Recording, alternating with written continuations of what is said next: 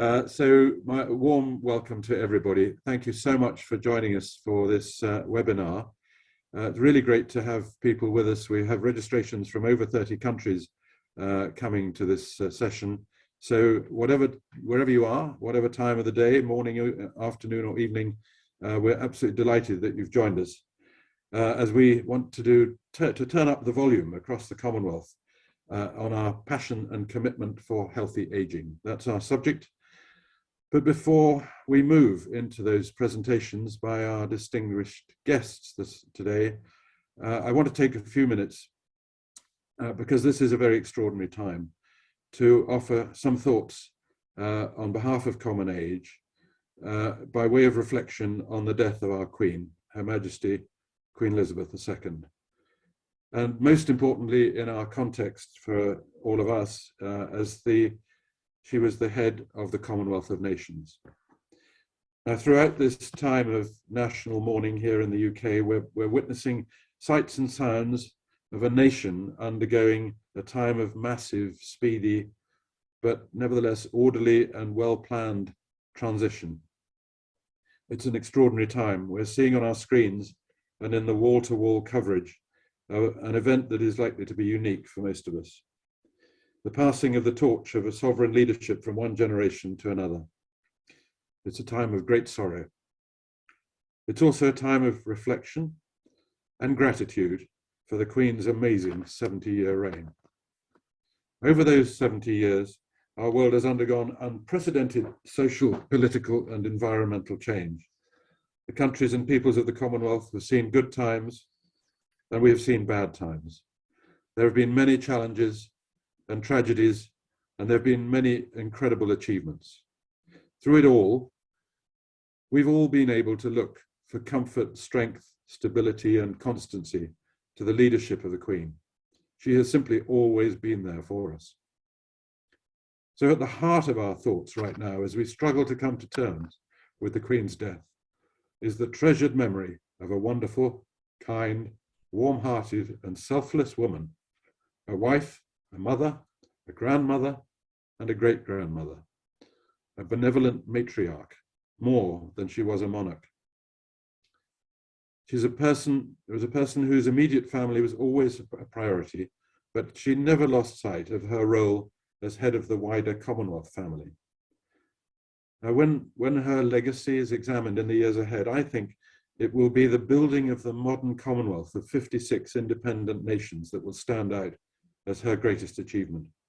I'd go further and say that I think there would be no Commonwealth like the one we contribute to today if it wasn't for her leadership, her commitment to its values, and her example. The nurturing of the modern Commonwealth has been the great labor of love for all of the time she's been in the position of Queen.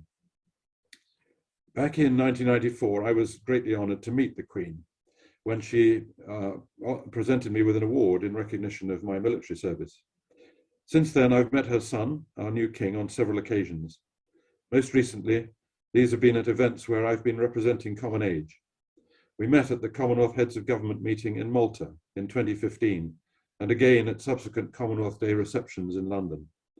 I was also privileged, as chair of Common Age, to be present in Buckingham Palace in 2018, when the Queen confirmed that it was her sincere wish that her son should succeed her as head of the Commonwealth. Thankfully, the political ground had been well prepared, and her wish was immediately and unanimously approved by all Commonwealth heads of government on behalf of their peoples. So there's no doubt at all in my mind that King Charles III understands the Commonwealth and its people. He understands it very well. I'd suggest that there's no one who knows it better. He's traveled to all parts of the Commonwealth, and he knows its rich diversity, as well as its sometimes challenging history. He understands the journey that the Commonwealth is on in bringing nations and peoples together, and I'm sure he will work tirelessly to build ever greater international understanding. And so we come to our purpose for today's meeting, healthy aging in the Commonwealth. And as we approach this important subject, let's just take note of the fact that for the Queen, retirement was simply never an option. Nor, I believe, will it be for her son. Their example of hard work and selfless commitment throughout their lives should inspire us all. Some will say that they are enabled to live and age well by virtue of their wealth and a privileged existence that's not available to ordinary people. This is undoubtedly true, but it's also the case that they live their lives of duty and service in gilded cages, cages from which they see no prospect of escape, and transparent changes into which the rest of the world continuously watches their every move. The Queen worked so hard for 70 years to serve the people of the Commonwealth, right up to fulfilling her duty in appointing the new British Prime Minister just 2 days before her death. Her son now completes his long apprenticeship, and at the ripe old age of 73, when most others of that age are retired and taking life easy, he begins the job that he is prepared to take on for so long.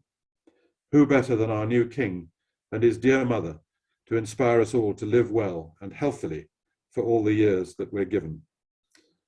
I'm going to ask Renata to unmute us all now and invite you to join with me as we say, God save the King.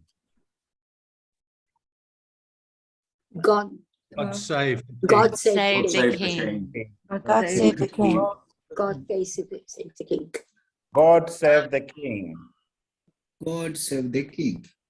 God save the King. God save the King. God save the King. God save the King. Thank you all. So what I'd like to do is to suggest to you that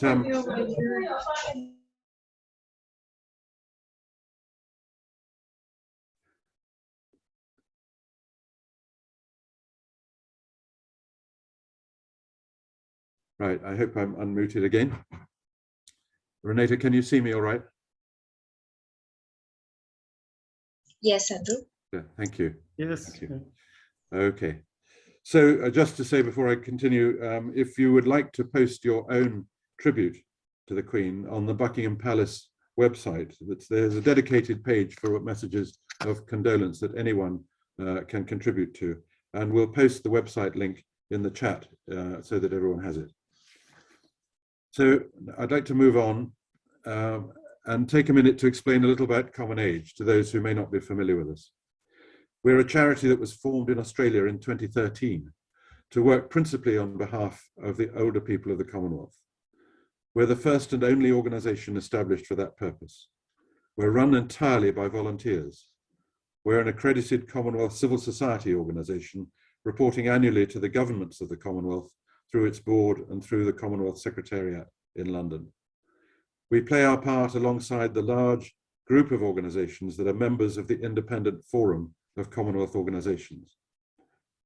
Our purpose is to work for a Commonwealth in which people of all generations can live well together in an all-age friendly environment, both in terms of their country and their community. In doing this, we find ourselves having frequently to challenge some of the, I have to call it institutional ageism that I'm afraid still persists in Commonwealth affairs. We're steadily making an impact in this and in promoting the human rights of older people. We've deliberately taken what we describe as a twin track approach. On one track, we advocate for the rights of older people, their continued inclusion in society, and their entitlement to dignity, respect, and the best support that can be given in their senior years.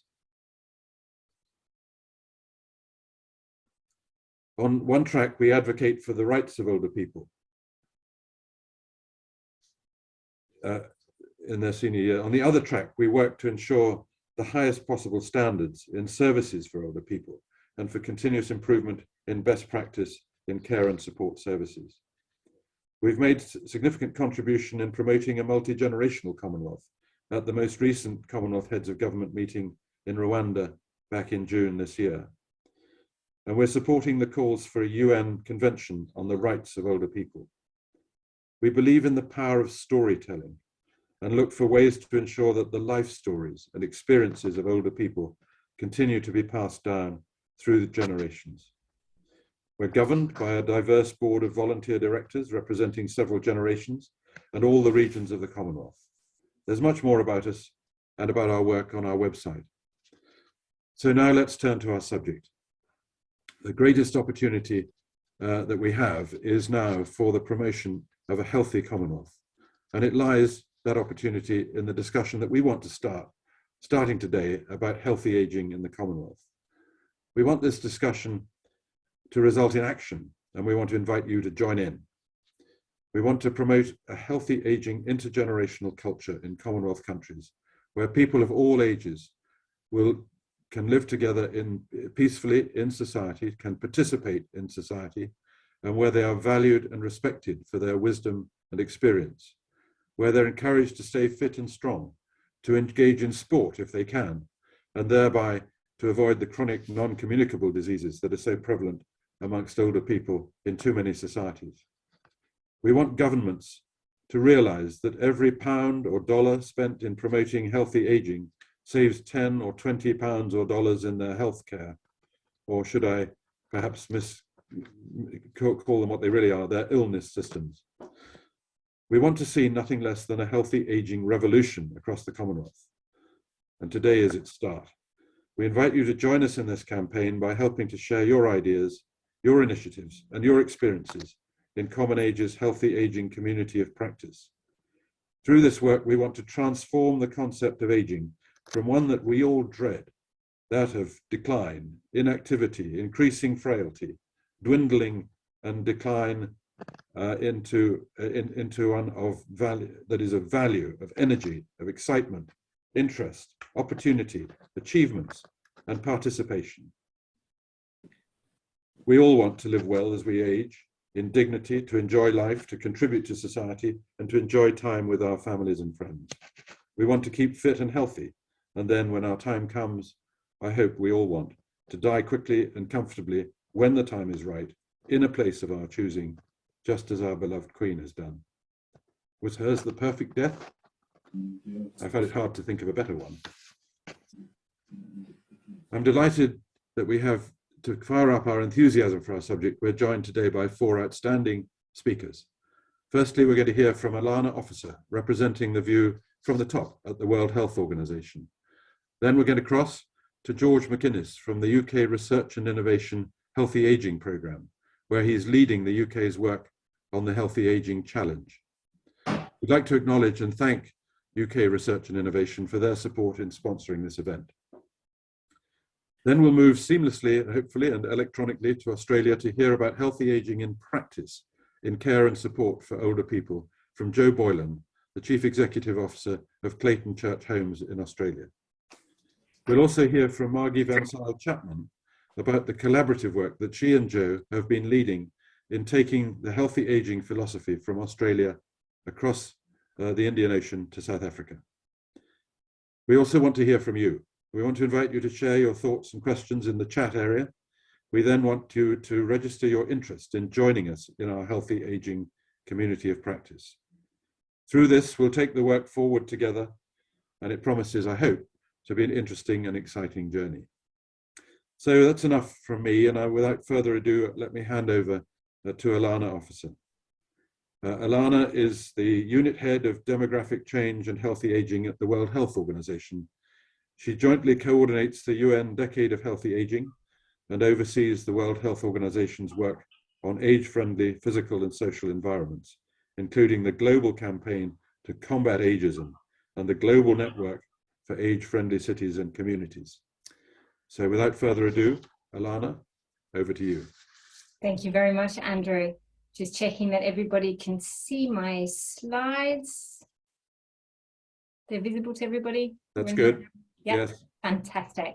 So good morning, good afternoon, good evening, everybody. It's a real pleasure to be here with you, to be part of this discussion, and maybe, as Andrew said, to be part of the start of a revolution.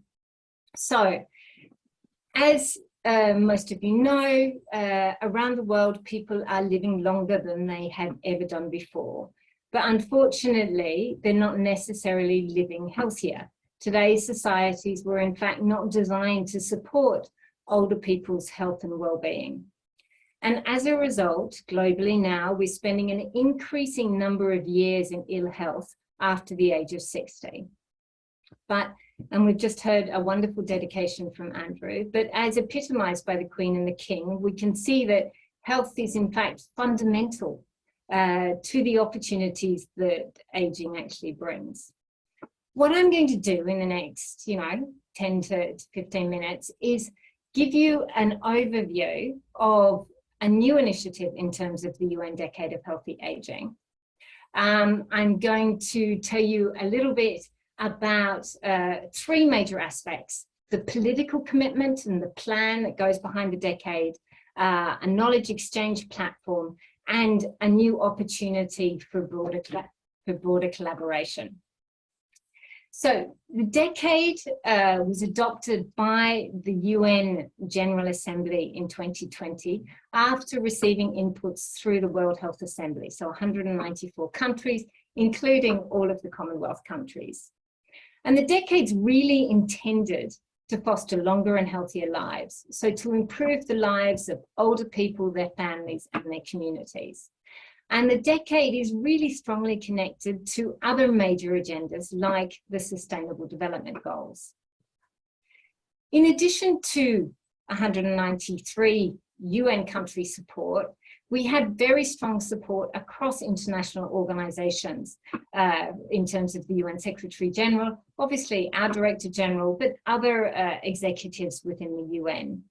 And beyond that, strong support from global leaders, from civil society, private sector, and academia. So the governments decided that if we were going to foster longer and healthier lives, we needed to do four things. We needed to change how we think, feel, and act towards age and aging. We need to ensure that the communities that we are born, live, and work in are communities that foster the abilities of older people. We need to deliver integrated care and primary health services that are responsive to older people within our universal health coverage, and we need to provide access to long-term care for older people who need it. And when we're implementing those four activities, member states decided that there were four things that we needed to consider in all of these activities. The voice and meaningful engagement of older people, their families, and their communities. We needed to nurture leadership and build capacity. We needed to connect stakeholders from different sectors and different disciplines together. And we needed to improve our data research and our innovation. So I'm going to take each of those just one by one and look very briefly at them. So within the plan, governments decided that we needed to tackle ageism. We know that 1 in 2 people, or half of the world's population, have moderate or high ageist attitudes against older people. But ageism doesn't just affect older people. It really affects people of all ages. We don't have global data on younger people, but we know, for example, in Europe, that younger people actually report more ageism than older people. And ageism is a problem because it's incredibly harmful. It's very harmful to physical and mental health, and it's incredibly costly both to individuals and societies. But the upside of this is we know how to prevent and respond to ageism. We know that there are 3 strategies for which there is good evidence that works. Policy and law can protect the human rights and address age discrimination and inequality. Educational activities are good at transmitting more realistic knowledge and understanding of ageism and building skills around empathy towards different generations.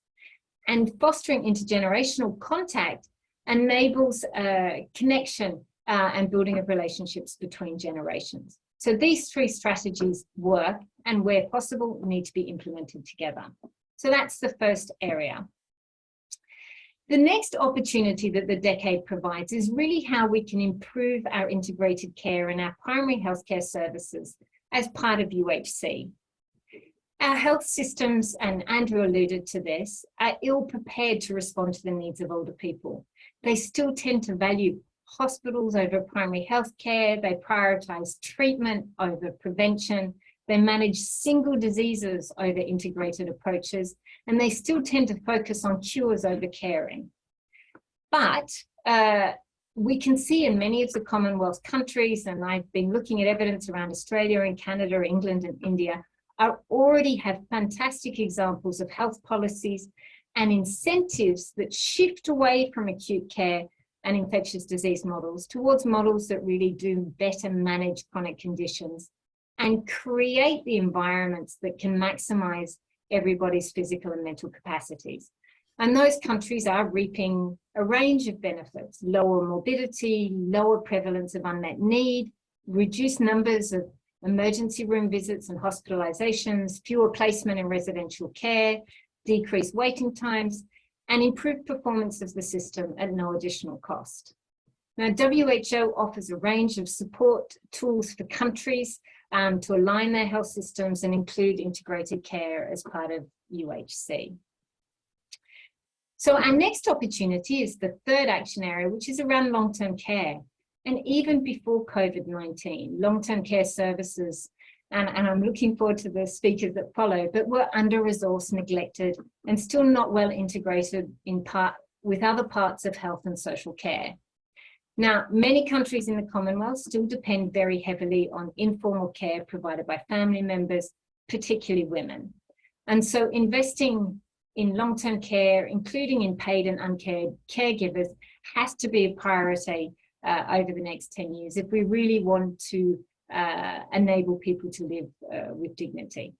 WHO has a framework to support countries to strengthen long-term care, and guidance is also under development. The last opportunity that government said that we needed to work on was really around creating age-friendly communities. All of us know that improving health and well-being in older age requires actions that go way beyond health and social care. You know, employment, education, housing, social protection, transportation, technology, all have huge impacts on health and well-being. So the last priority that governments indicated we needed to work in is around age-friendly communities. If more communities around the world can remove the physical and the social barriers and strengthen the policies, the systems, and the services that foster health and well-being, older people will be able to retain health and autonomy for longer and continue to contribute to their communities in older age. As an example, WHO leads the Global Network for Age-Friendly Cities and Communities, which already supports 1,300 cities in 47 countries. 8 countries in the Commonwealth have members of the network, and that covers currently 300 million people. And we can achieve that through the support of a range of strategic partners, of which there are 17. So there is guidance here as well on how to set up, how to monitor, and how to implement age-friendly cities. So what I've done is just spoken about the political commitment and this plan that can help governments and other stakeholders, civil society, and academics and international organizations implement the plan. So there's high-level political commitment, and that exists because I think governments recognize, or I know governments recognize, that everyone's health is going to benefit from reduced ageism, improved health and long-term care, more age-friendly cities and communities, and that's why they prioritize those actions. We've just heard that countries within the Commonwealth are already making progress. WHO has some tools, but there is a lot more knowledge than what WHO and what the UN has produced, which gets to my second point. Last year, we released a multilingual knowledge exchange platform on aging that enables you and me and anybody anywhere in the world to find and share knowledge that can be used to improve the lives of older people, their families, and their communities. The platform is structured around those 4 enablers that I spoke about, and creates an opportunity to get access to stories, commentaries, people connect with different organizations, networks, and experts working on aging, access resources, so leadership and capacity building or training and toolkits, and also access data. For example, you can access the Aging Data Portal, which has all available data on healthy aging, including for all the Commonwealth countries. And if you like, I'll post it after I've finished speaking. So it's really a space that's meant to work for all of the different stakeholders, whether you're a health or social care professional, whether you're in the private sector, Commonwealth member state, academia, or civil society. Which brings me to the third point that I wanted to raise, is really around the global collaboration. So the decade was always intended to be a global collaboration that brings together diverse sectors and stakeholders, including government, civil society, professionals, international organizations, researchers, and the private sector. And central to all of the work that is done under the decade has to be the close engagement, meaningful engagement, and listening to the voices of older people. So the next upcoming event, which is on September 23rd, will be the launch of a new opportunity, which is the Healthy Aging Collaborative. And this collaborative is really around how to promote and strengthen multi-sectorial and multi-stakeholder partnering to foster healthy aging. So the collaborative will work together to raise awareness, strengthen coordination and collaboration, support action in countries, and really champion the role of older persons. And all of the stakeholders that I've mentioned, international organizations, governments, civil society, private sector, and foundations, can join the collaborative to work together. So just in closing, the Decade of Healthy Aging, the plan, the platform, and the collaborative provide us really with an unprecedented opportunity for the Commonwealth and beyond. The future of the Commonwealth is not a place that we are going to. The future of the Commonwealth, our Commonwealth, is a place we get to create. And together we can create a Commonwealth that fosters health and well-being for both current and future generations of older people. Thank you very much.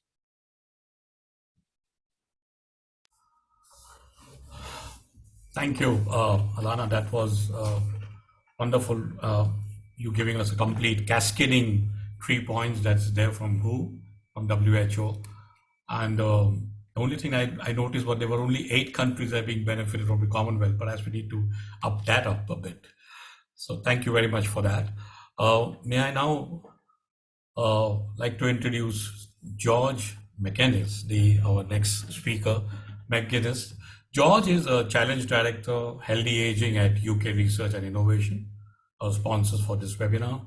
He leads the UK government 98 million Healthy Aging Challenge, and that enables people to remain active, productive, independent, and socially connected across the generation for longer. His background in health and care innovation includes previous work on the future capacity needs for reformed health and social care system in the Republic of Ireland. He reviews NHS innovation for funding for small businesses and also leads the user group for Global Industry Alliance to enable a consumer-friendly market for digital wellness, health products, and services through standards and accreditation. Over to you, George. Mansoor, thank you very much for that kind introduction. And just before I start what I'm going to present, I'd just like to echo Andrew's sort of very kind words about our monarch, the head of the Commonwealth, and also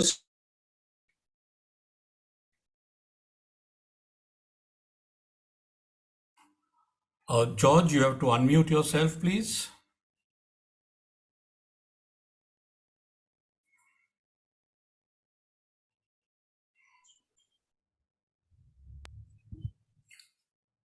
Yes, you're unmuted now. Go ahead. I beg your pardon on that. I just wanted to sort of echo Andrew's kind words about our monarch and the head of the Commonwealth, and sort of say personally, it's very humbling to see people on this webinar from so many parts of the Commonwealth. I think we share so much, but we also have so much to gain from our diversity. And really sort of thank Alana as well for sort of setting up the global context. In the UK, the big idea is that we are living longer, and that's been a success over decades, but we're not enjoying the full benefits of those extra years. And it's in that context that the UK government set out a mission in 2017 which as governments come and go has been evolved, but actually still remains essentially the same, adding years back into life, so making more of our longer lives. And the interesting thing, I think, is this is not just a moral imperative, it makes economic sense too. A landmark paper called The Economic Value of Targeting Aging, published in Nature Aging last year by Professor Andrew Scott and his colleagues, put a figure on it. And in more recent work that translates the original analysis of the USA to the UK and other countries, he says that if we can improve how we age in the UK so that we live for another year in better health, that is worth, in present value terms, around £5 trillion to the UK economy. So of course, COVID-19 has highlighted the value of arriving in later life in good health, and the past 2.5 years have been very hard, I think, particularly for older people. They've been affected both by the disease and by the measures to protect them, resulting in social isolation, inactivity, and quite frankly, fear. And the spectre of undiagnosed illness and backlogs of hospital treatment means that the future sort of remains quite uncertain for many. But those years have also surfaced opportunities for innovation in aging.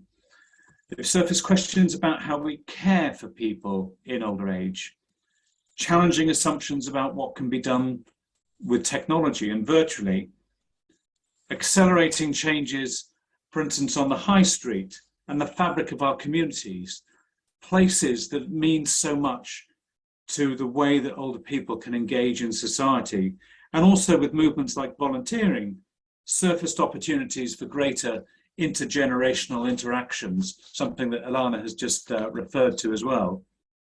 So the need for innovation is clear, but the solution to these really complex interlinked issues is not integrating research from arts, humanities, and the social sciences with business innovation. We think plays a key part in unpicking that complexity. So the programme I lead, which as mentioned is a £98 million investment in research and innovation, which by the way is a fabulously large amount of money, but if you're actually trying to change an environment or a society, is actually quite a small catalyst. And to translate that government mission into an innovation programme, we set off with this vision, which has served us well throughout turbulent times. And I'd highlight in particular the emphasis on businesses, including social enterprises, an ambition for scale, and the phrase "as they age." But we set off to do something different to previous aging-related innovation investments, aiming to focus on supporting healthy aging for people before they became dependent on statutory care services like the National Health Service in the UK. But that said, we also recognise that quite blurred boundaries, particularly when it comes to home care.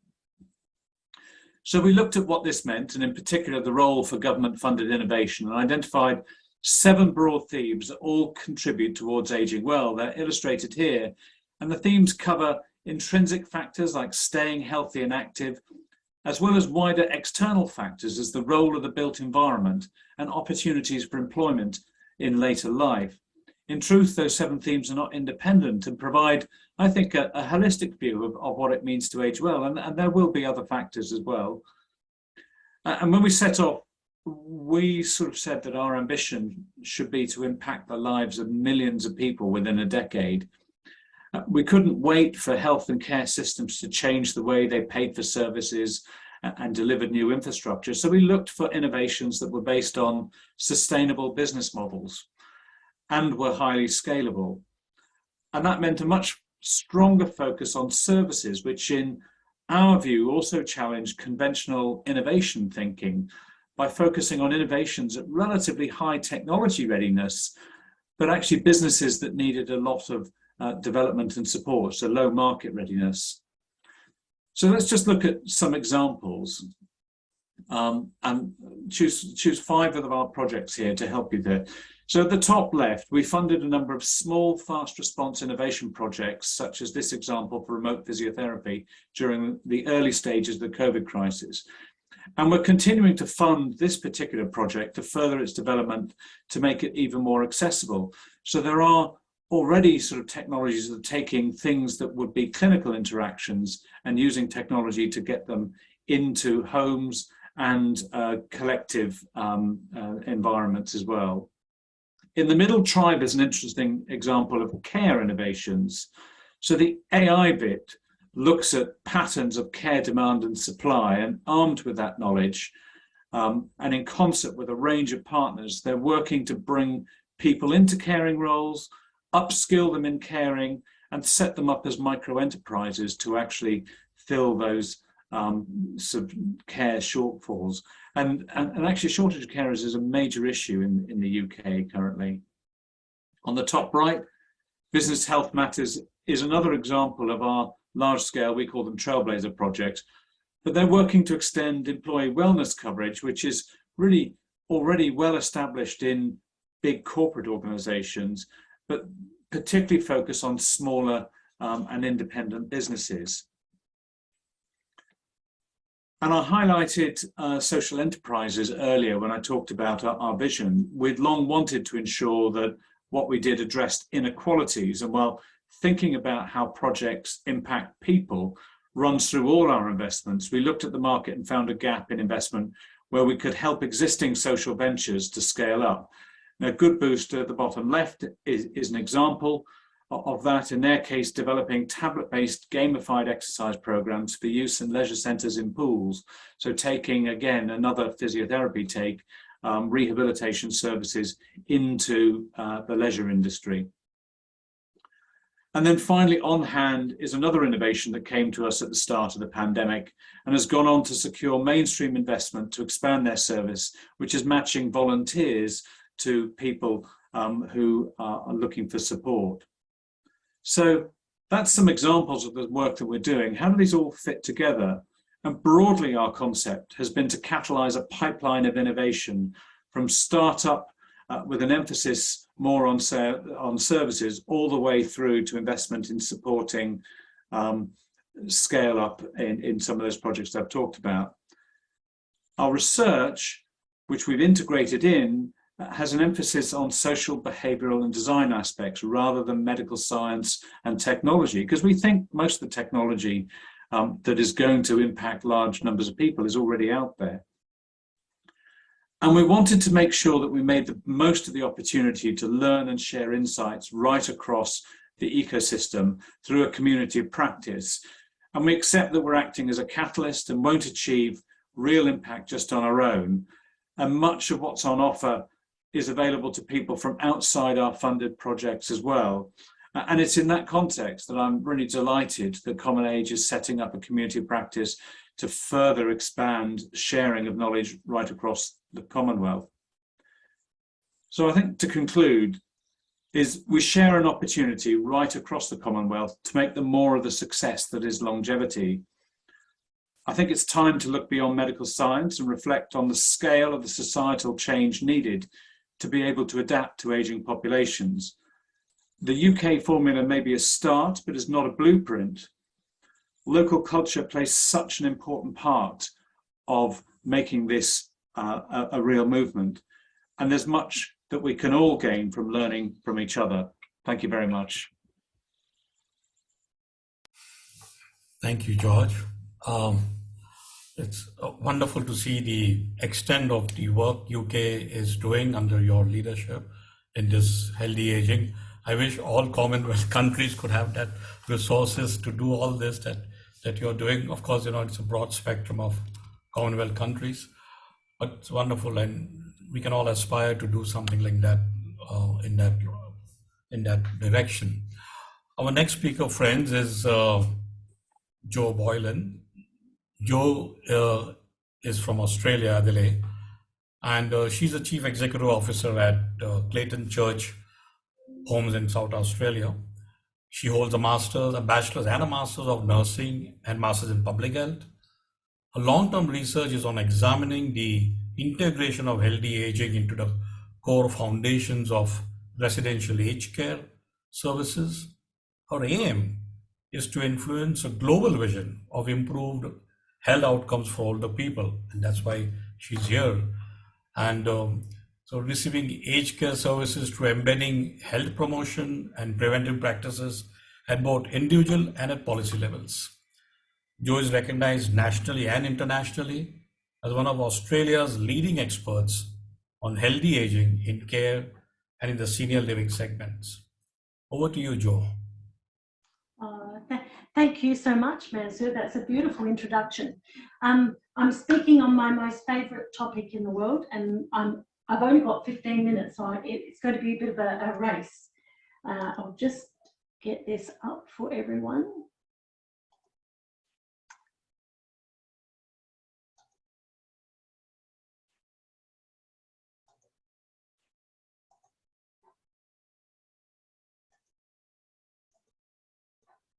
Okay, can everyone see that? Yes, Joe. Terrific. And from the beginning, is that okay? Fantastic. So thank you everyone for joining me today. It is 7:15 at night in Australia. Joe, sorry to pip in. Could you enlarge the slide on that? Can you make it a full screen, please? Yes, I'll try very hard. It's on the glass icon that you see down on the right bottom. Yeah. If possible. No, down. Okay, leave it. Doesn't matter. It's okay. Yeah, it's on my slide. It's not doing that. It's down, Joe. Yeah. Okay. Right On the bottom taskbar. If possible. I'll go back. Yeah, there you are. There you Here are. we go. There you are. Good. Back to this again. So I've been a preacher in the practice of healthy aging for the last 20 years. So today's presentation, though, is about putting healthy aging into practice in residential aged care and in community settings, particularly like a wellness centre. So when I explain to people so why and how we put healthy aging into practice, they say, well, that's a no-brainer. We should, our elderly people should receive healthy aging. And I say, I agree. Enabling older people who are frail, more vulnerable to adversity, at risk, and providing them with systems and structures designed to reduce their risk and prevent avoidable decline is a no-brainer. So today we will talk about how to do all of these wonderful things and to promote healthy aging and put it into practice. So we'll look at all of these areas as I go through my slides, focusing on addressing the fitness gap as a key area, and adopting a healthy aging multidisciplinary team, and looking at recovery plans and exercise to restore and to reverse frailty. So restore strength and reverse frailty.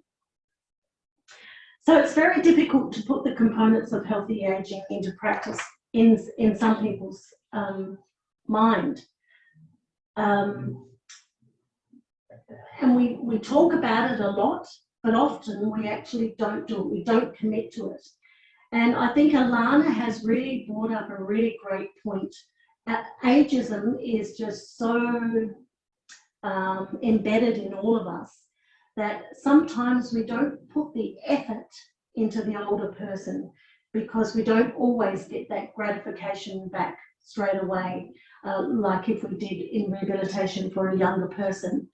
So we need to put a lot of effort into helping older people restore to good health. We can't keep doing the same things in aged care as well because we'll still get the same result. So our traditional good care is not enough to prevent decline. So we really need to build a burning platform for change with our staff, and we must view healthy aging, and all of our staff must view healthy aging and the interventions that prevent avoidable decline as a human right. So until we see that, the accountability doesn't set in. and so the effort doesn't get spurred. So I'll say that one more time. We must see preventable, avoidable decline as a human right. So this is a fantastic diagram here in how we treat frailty, because most of our clients coming into residential and community care, frailty is the reason why they are wanting to receive our services. So most of our clients are coming in on the pink line here, and what we've done in our organisations, or that many of the organisations that I've worked with, is to set up staff and systems and structures and gyms and equipment to reverse frailty and to bring the person up onto the green line. But this requires a lot of effort, and we focus on good nutrition and exercise. Now, the exercise is generally strength-based exercises, and I'll talk about that in a minute. So the idea is to keep the person, the older person, above the disability threshold, and to do this, we support them through interventions that push back on frailty.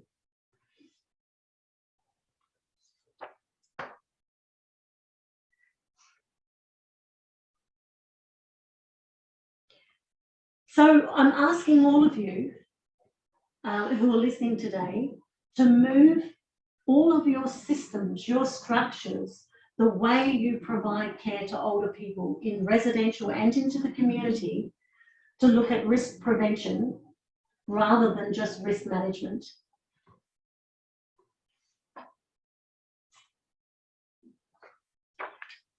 To do all of this, though, we need a good clinical governance framework. So you can see here, you need good leadership, and you need a strong leadership for healthy ageing. You need strong partnerships with the residents and their families, because that health literacy piece is paramount. You need robust systems. You need procedures that people can follow. You can't put things in place without evaluating and monitoring it and reporting on it. And you need a workforce with a growth mindset. And through all of this, you need effective communication. This is where our great efforts lead to mastery. If we only do a little bit of this, we'll get a little bit of an outcome. If we really move a whole of system towards healthy ageing, as I've just explained, we will lead to mastery. The growth mindset is where we understand and we're accountable for what we need to do to get those different results. So this great effort that I'm talking about, which is leading to mastery, will have improved outcomes for the individual. So they're so dependent, the resident and client is so dependent on our effort, on our commitment, and often the setting that we create will give rise to healthy ageing. Remember, it's a mindset that we choose. So putting a healthy ageing multidisciplinary team in place is key to moving healthy ageing forward. And as we know, healthy ageing really looks at good function in the first instance. So this team will look at all of the enablers and barriers to healthy ageing. And we try and, as soon as a person starts to decline, we try and address this very quickly within the first 48 hours. So we recognise, all of our staff understand what is a deteriorating resident, and we quickly jump into gear.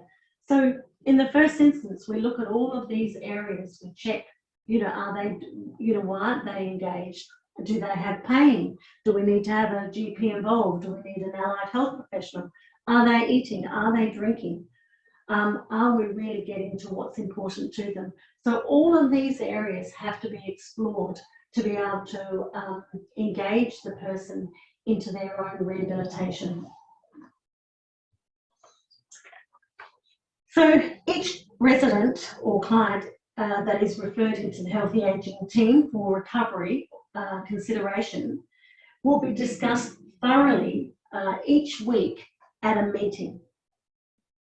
And we are looking to put this person on a 5 to 14 week program, intensive rehabilitation. And we bring all of the multi-D team together because we want everyone working towards the one recovery goal for this person.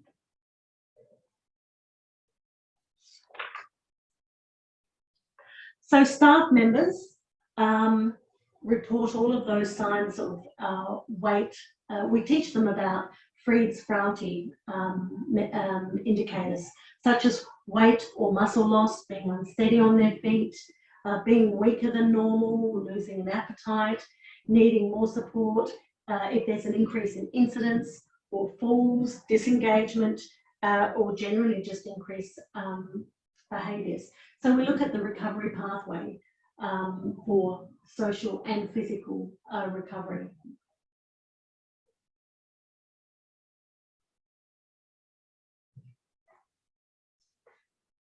So the recovery plan is like an engagement contract, but it's an engagement with the resident, a contract with the resident and the staff.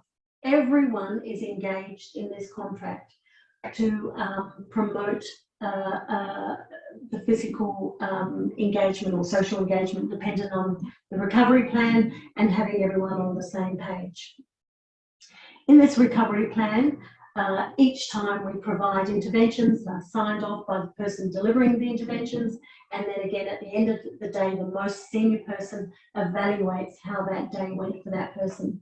This is heavily monitored and heavily and evaluated. No one gets stronger without working towards it. When someone is on a recovery plan, everyone must know about it and everyone must be working towards this goal. So a recovery plan, as you can see there on the right side, is a referral comes through, we make an assessment, we develop the intensive recovery plan. It may require a resistance program or a social program or so on, and it can go on up to 14 weeks. You'd have to be so surprised though, the number of times that I put people on recovery plans and they only need to go 5 weeks with 6 interventions, with 6 really strong interventions per day, and they recover. It just shows you how quickly we can decline. So this next slide is the Sunbeam project, and this was actually developed by an Australian researcher, and Tim Henwood was involved in it. And you can use resistance bands or equipment, which is on the next slide.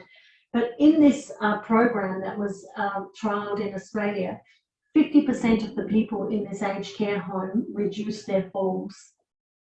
So that's a pretty big number. So as I've said, the recovery plan goes between 5 to 14 weeks.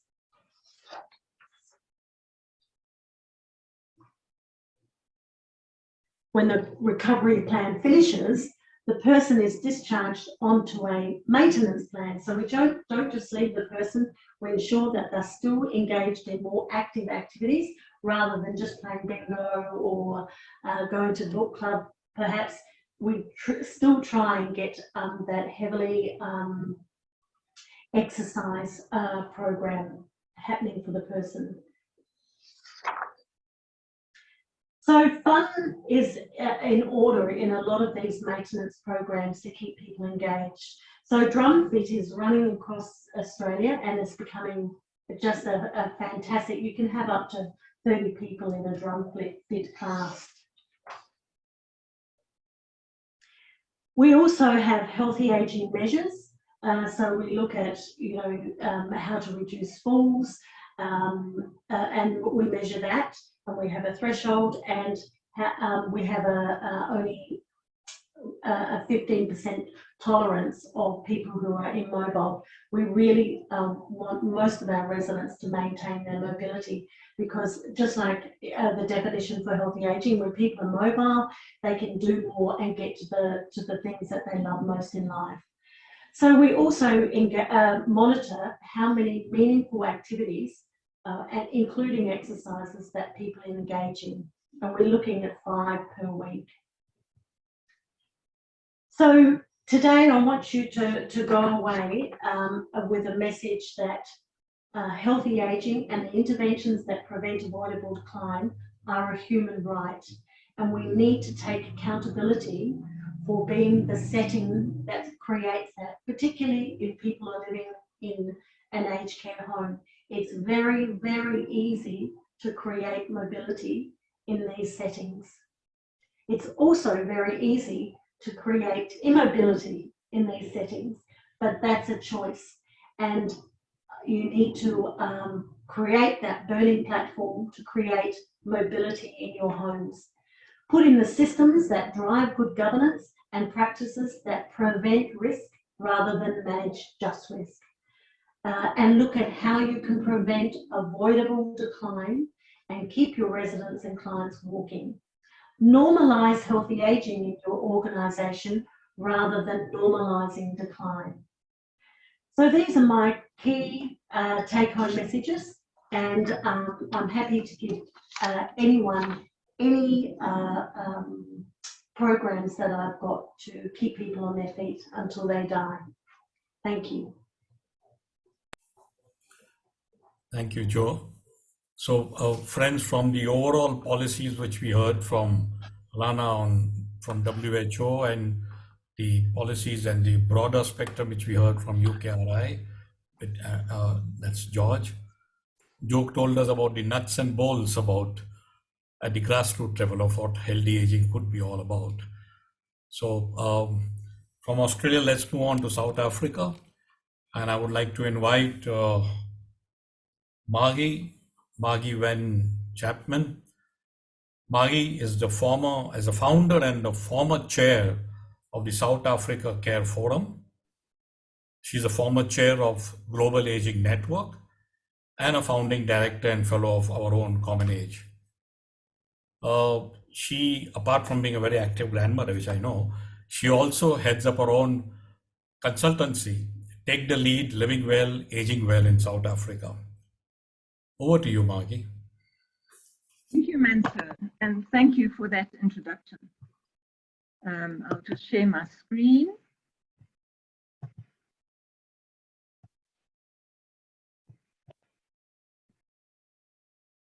Let me just get to the beginning, sorry.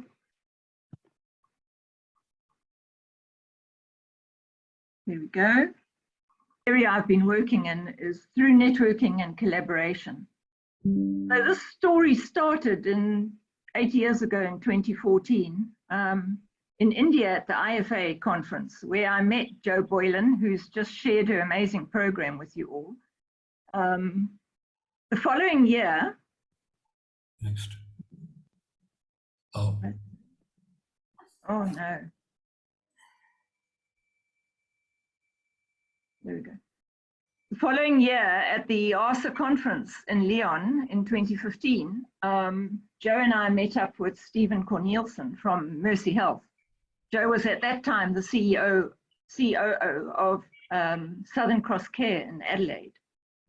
And they worked together to help me get a healthy aging program started in South Africa. It really was about building authentic relationships. It was about having a conversation about how can we share resources together. So this story stretched from South Africa to India, down to Australia, and then right across to South Africa again. What happened was that Jo, through her board at Southern Cross Care, decided to donate a gym to St. Antonine's Old Age Home in Amakazi, which is in a deep rural area in KwaZulu-Natal.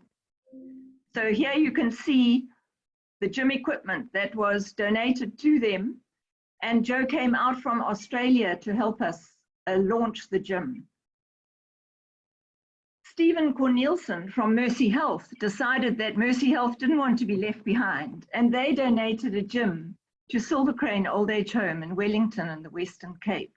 also a very poor home where only state pensioners stay, and they had few resources. So we were really trying to see how we can get healthy aging as a focus in South Africa. There was also much sharing of training resources.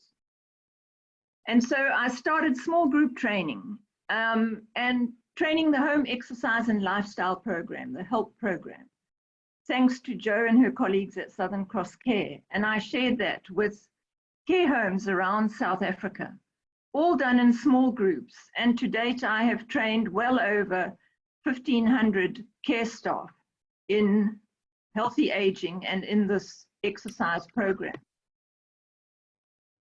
You can see that some of our training has taken place outdoors. So we just use the environment where we are, we do what we can with what we've got. And we have seen that it in fact makes a huge difference. What we've seen through this program is that the role of our care staff, most of them unskilled, have been expanded, and they have become rather facilitators and encouragers and motivators and health and wellness promoters, working with each person to optimize their intrinsic capacity. So the care staff have a new role and are motivated to fulfill this new role of keeping our elders moving.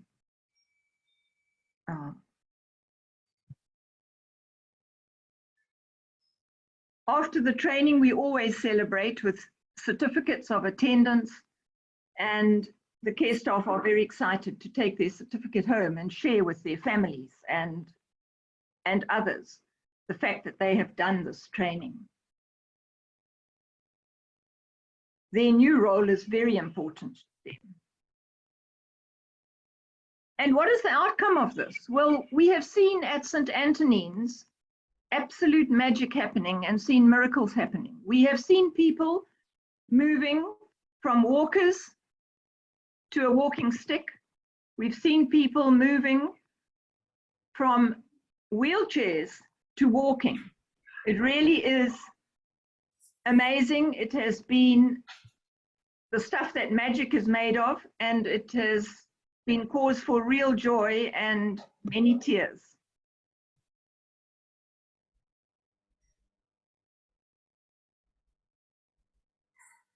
This gentleman, who is a younger man who's at the home because of a very severe stroke, before he could not even wheel his own wheelchair for himself.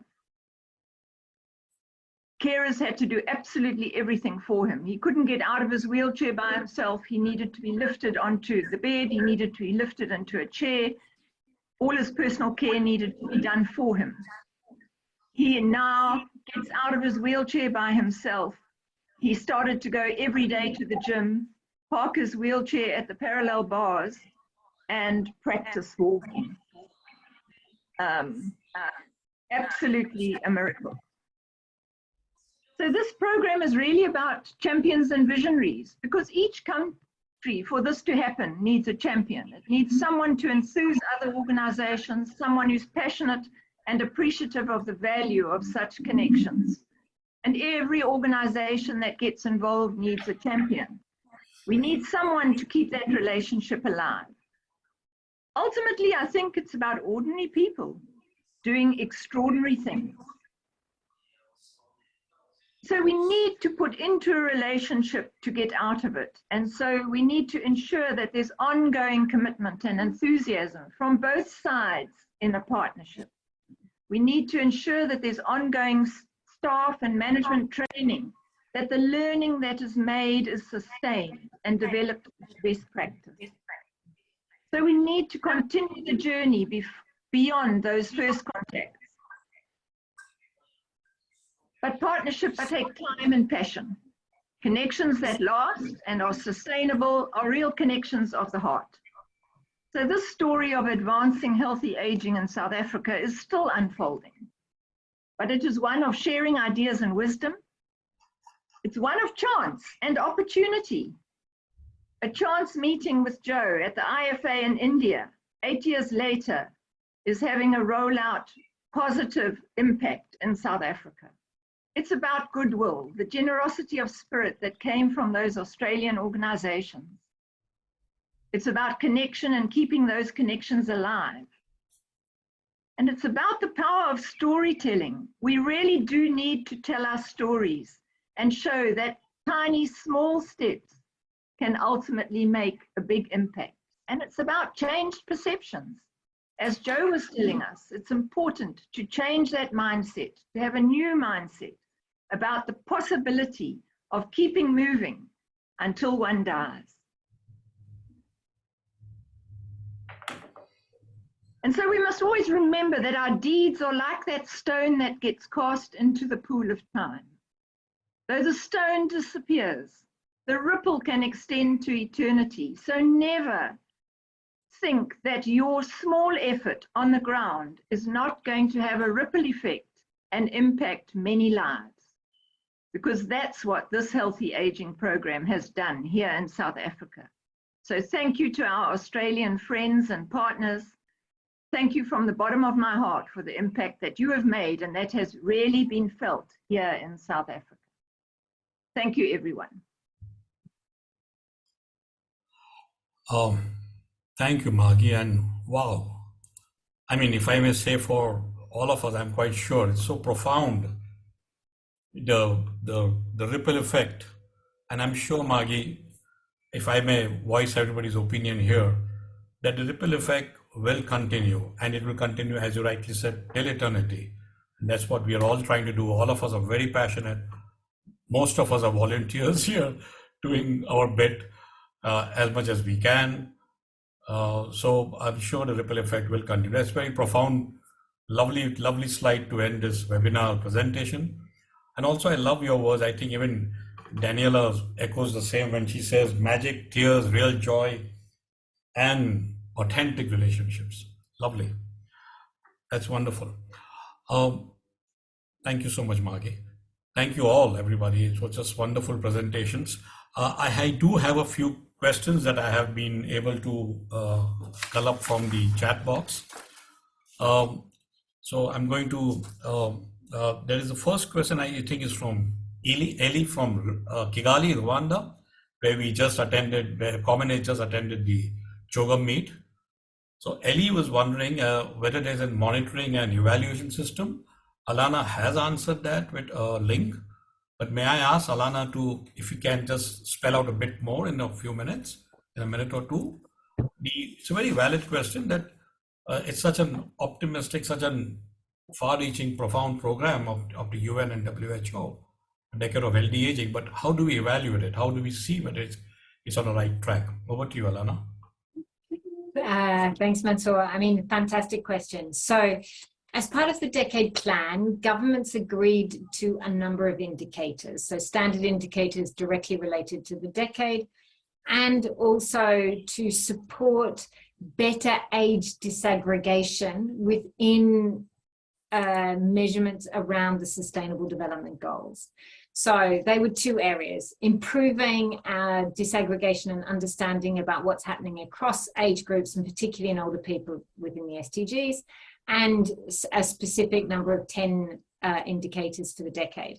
But we recognize that that will only give us, in large part, a sort of a sense of what's happening around process. So we've constituted a technical advisory group that's looking at a much more comprehensive monitoring and evaluation framework, and recognizing that that's not enough. There is a toolkit that's being developed to support countries to better use their existing data and to fill their data gaps, to have a sense of the progress that they're making in terms of fostering healthy aging. At the end of the day, governments will report through both the World Health Assembly, so they will report next year. So maybe this is an opportunity to encourage Commonwealth governments to report, or maybe an opportunity to use the meeting of health ministers in May to encourage more action on healthy aging.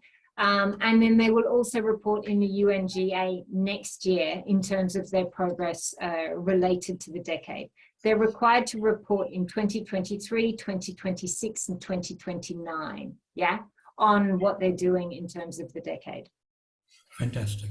That said, if they don't report, there is no recourse. Yeah.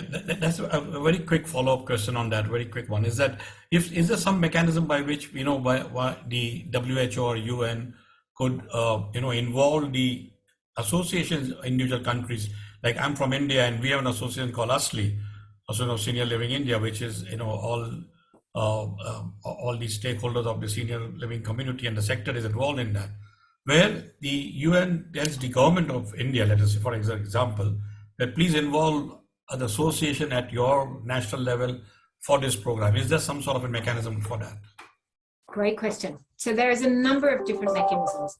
One is register on the Decade platform, and you can register as an organization.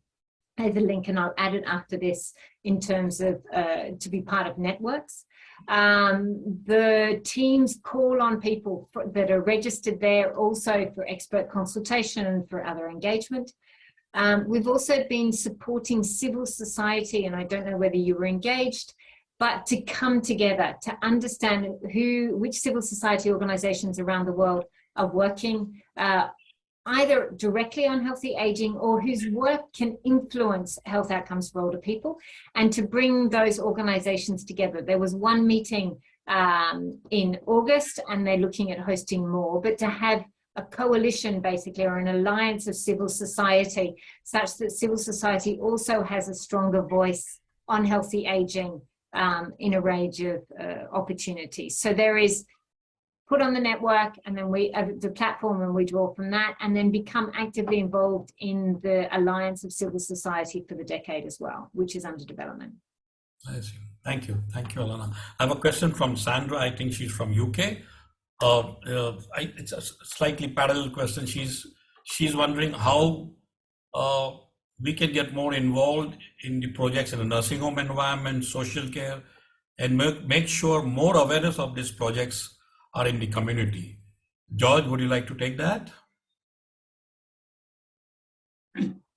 So I think Sandra, that's a great question, because when I alluded to what COVID has exposed in terms of limitations of our model of care, I think most strongly, residential care has proved to be quite vulnerable and of low quality. Now, I speak with some personal experience of my mother living through in those sorts of environments. So certainly we have funded quite a lot of projects that are associated with home care, with supporting sort of alternative models of care.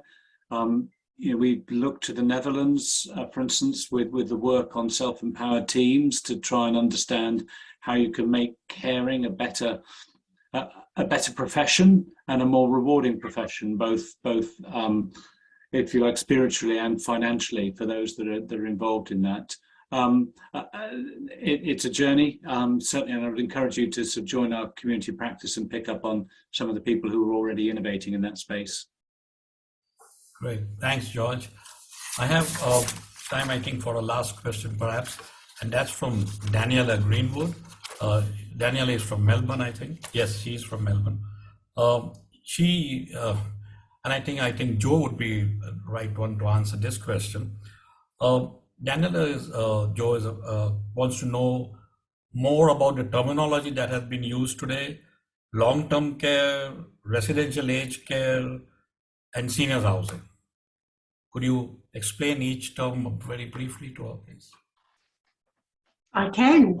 So long-term care is actually really just residential care in Australia, but long-term care is what we would call a nursing home in America.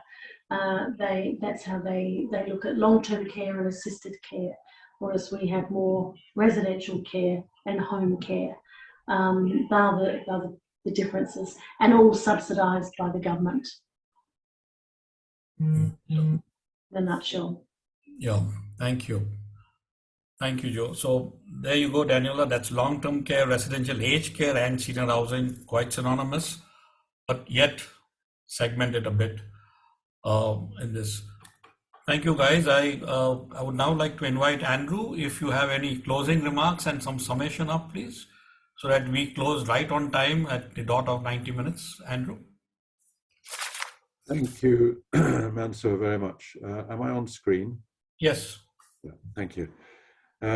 Well, it's been a really interesting session, and I'm really grateful to our speakers for the way that they presented and that we are getting to the end. So often these events tend to stretch on, and we all have busy lives, and I know people need to move on and do other things. But there is much to reflect on, and really, I suppose, just to pick up on Margie's wonderful comment, as Mansour did at the end, the ripple effect. I hope we can do more than create a ripple effect. I think we want to be throwing a rock into this, the way in to create waves. I think we need to make waves. And that's what I think this Commonwealth community of practice could aspire to do. We have some really important interaction to undertake with the Commonwealth, with the institutions of the Commonwealth, to continue to remind them that we're talking about a multi-generational Commonwealth.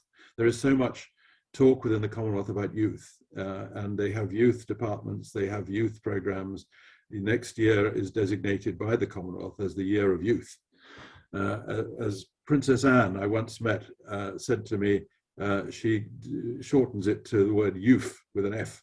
And it's been the prevailing sort of doctrine of the Commonwealth institutions for too long.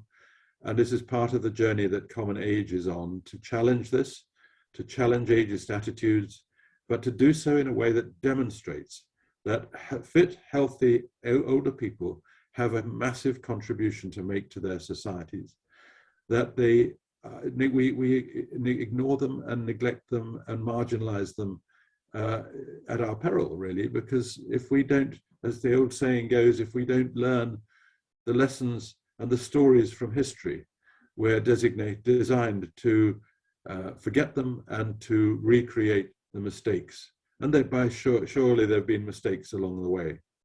And older generations know about them. Older generations have lived through them. I was delighted that one of the programs Common Age was able to support recently in Rwanda was a program whereby young girls interviewed their grandmothers about their life stories and recorded those for posterity, so that the experiences of those older women who would have lived through tremendously challenging and difficult times in Rwanda back in the 1990s, when they had that terrible genocide period. Those lessons have to be learned. There have been across the Commonwealth a lot of good, as I alluded to earlier, but there have also been lessons that need to continue to be learned. And we need to make sure that our new king, in his furthering his passion for the Commonwealth, is able to work with us to make sure that the history of the Commonwealth is unfolded and that it continues to go forward in a positive way. And that is about linking generations and linking those stories, and in helping younger people to enable older people to live out their lives in dignity, with respect, valuing their contributions, making sure that they are enabled to contribute in whatever way they can. Our job is to advocate for older people as best we can, to work for a United Nations Convention on the Rights of the Older Person. But at the same time, our other track is very important of our approach, and that is that we should work to raise the bar in every way we can in terms of the way we support older people, to challenge old thinking, to put aside the sense that when you live in aged care, whatever it happens to be called, in a retirement setting or whatever, that you are on an inevitable one-way pathway of decline and increasing frailty. It does not have to be like that. I was privileged to work with Jo in Australia for 5 years, and I saw the transformative effect that her philosophy of care had on the workforce, the families of older people, and the older person themselves, the reduction in falls. I characterize it by a wonderful story of an elderly man aged about, I think he must have been about 102, who was delivered to the care home in his wheelchair by his family. who said, "We have done all we can. He's now your responsibility. You must take him over, look after him as best you can. We don't expect him to be around for very long." 2 months later, that gentleman, having been in the gym, was on his feet again. He was walking up and down the road outside the care home, and his 80-year-old son couldn't keep up with him. This is the sort of miraculous work that can be done, that I have seen has been done, that our speakers have highlighted, and that we must pick up now the torch and make sure we carry it forward. It's a very exciting program. And as we do so, we need to convince governments that a fit and healthy population is much less expensive to support than one that is dominated by chronic illness and with people who make demands on health and social care systems. So this is a virtuous program that we're embarked on. We are very proud to be part of it. Alana, we would like to, as a civil society organization, Common Age would wish to be very much involved in the work of the World Health Organization as you promote this program and take it forward.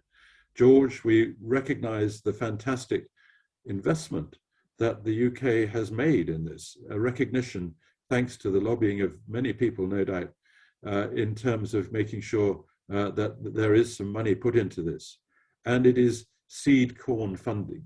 It is there as an investment to allow us to innovate, to challenge old thinking, to bring about new ideas, to use technology, but also to excite young people that they can make a contribution too. That same organization that I referred to when Joe and I were working together, I saw the consequences of Joe's work on our workforce. We transformed the image of the organization in terms of its staff from one that was dominated by a nursing model with mainly women, it has to be said, working in the workforce. And a lot of them had been there a long time and were doing a fabulous job as best they could. Over the time that Joe made this transformation, we saw a transformation in the work culture. We saw more people with tracksuits in our care homes than we did with nursing uniforms. We saw more exercise physiologists. We saw more physiotherapists. We saw personal carers, personal trainers, and this sort of amazing transformation. And I have to say something as an Englishman who has worked in the care system in the UK and also in Australia, is that I have huge admiration for the Australian care system. It has a lot to teach us, and Jo and her colleagues doing such fantastic work have much to offer. So we want to start a revolution, folks. Let's join in. Please, those of you who've been good enough to stay the course, please let us know how you would like to engage. I think the idea of a community of practice that George has talked about across the Common Age community is what we hope to achieve. And in so doing, I think probably it will be, I'll be look to others to guide us as how best to do that. Maybe it is as simple as, say, creating a LinkedIn group where we can share practice, share ideas, and innovate together. But whatever we do, let's not stop here. This webinar is the start, and let us now move forward and take the message to all of the Commonwealth countries as best we possibly can, and to those in their governments who have the control of the purse strings. Let us make sure we work with Alana's organization in Geneva to make sure we are present at the Commonwealth Health Ministers meeting next year to put this message across. So finishing where I started in my tribute to Her Majesty, I think she would be pleased to know that we are doing this work. We are following her lead. She showed the example of living well, aging well, dying with her boots on, as I call it, working until she dropped. Isn't that how we would all wish to be? So as we remember her, as we pay tribute to her, and as we wish the new king all possible success in his leadership of the Commonwealth, let's all work together and take it forward. Thank you all very, very much indeed for being with us. Thank you, Andrew. Thank you, Andrew. And that was wonderful.